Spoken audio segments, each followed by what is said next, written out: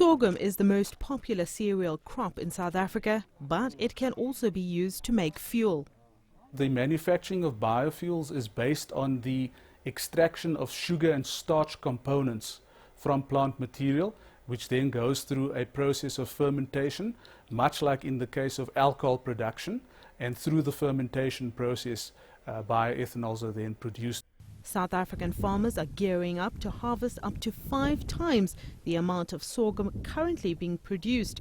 The raised output will be turned into ethanol to make up a 2% biofuels blend as part of government efforts to diversify the country's energy supplies. The farmers in South Africa will be able to do it, but I don't foresee that they will produce 750,000 tons in 2015, and I foresee that by 2017 I think we will produce our requirements.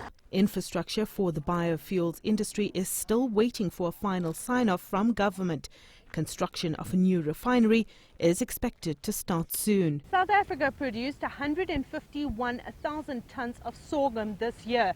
But in order to meet government's 2% biofuels inclusion rate by 2015, farmers would need to produce between 500 and 700,000 tons of sorghum annually.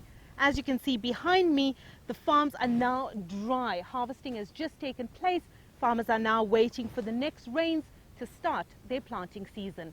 The sorghum harvest is done once a year. Sorghum grows for about 5 months. So with the first rains we will start planting and the whole process will go on. The sorghum will be finished growing by March, next year March. More job creation will be in the pipeline as government plans to raise the biofuels content in petrol and diesel by up to 10%. If you have a large amount of bioethanol being produced in South Africa, you would need to import much less crude oil. However, this is a scenario which would only be realistic in the event that the bioethanol industry moves up to a minimum of 10%.